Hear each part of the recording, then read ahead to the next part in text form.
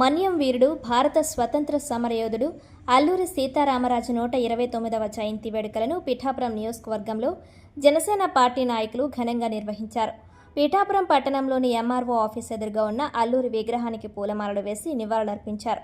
ఈ కార్యక్రమానికి జనసేన పట్టణ ఇన్ఛార్జ్ డాక్టర్ చిక్కాల వరలక్ష్మి ముఖ్య అతిథిగా హాజరయ్యారు. ఈ సందర్భంగా ఆమె మాట్లాడుతూ జూలై 4వ తేదీన అల్లూరి జయంతిని ప్రతి ఏటా ఎంతో వైభవంగా జరుపుకుంటామని, ఆంధ్రప్రదేశ్ ప్రభుత్వం ఈ వేడుకలను అధికారిక రాష్ట్ర పండుగగా అత్యంత ప్రతిష్టాత్మకంగా నిర్వహిస్తోందన్నారు. అల్లూరి సీతారామరాజు యొక్క దేశభక్తి, ధైర్య సాహసాలు నేటి యువతకు నిరంతర స్ఫూర్తిదాయకమన్నారు.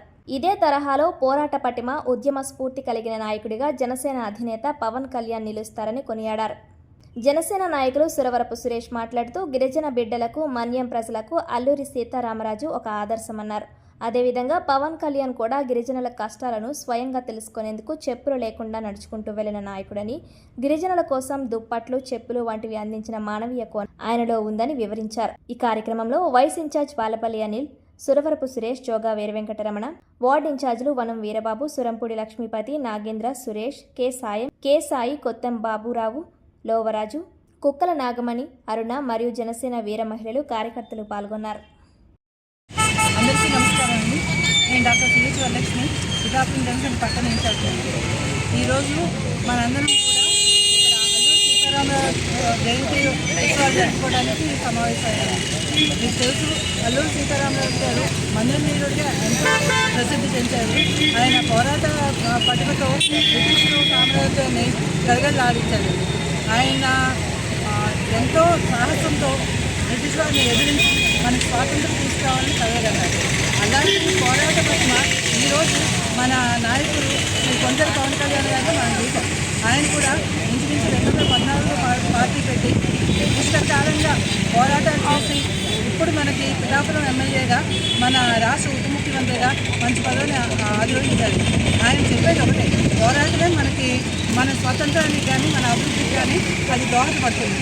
అలాంటి పోరాట ప్రశ్న మన ప్రతి జన సైనికుడు అలవర్చుకొని నాయకత్వ లక్షణాలు పుణిపుచ్చుకోవాలని చెప్పేసి చెప్తారు.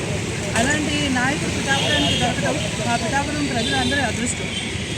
ఆయన నేతృత్వంలో, ఆయన చూపించిన దారిలో మా జనసేన నాయకులు, జనసేన వీరమహిళలు అందరూ కూడా మేము పయనించి పిఠాపురం అభివృద్ధికి బాగుంటుంది ఆంధ్రప్రదేశ్ పిఠాపురాన్ని అభివృద్ధి పదంలో దేశంలోనే పిఠాపురం ఒక గర్వకారణం నియోజకవర్గంగా తీర్చిదిద్దేలా మేము కూడా మా థ్యాంక్ యూ అన్నాడు.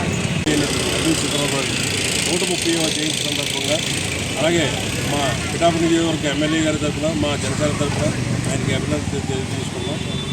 ఈ రోజు ముఖ్యంగా ఏంటంటే, మా డిప్యూటీ సీఎం గారు పవన్ కళ్యాణ్ గారు, మన శాసనసభ్యుడైనటువంటి వారు అల్లూరి సీతారామరాజు గారు విషయాలు ఎన్నో విషయం చెప్పి ఆయన ఆదర్శం తీసుకుని ఎన్నో విధాలుగా డెవలప్ చేశారు.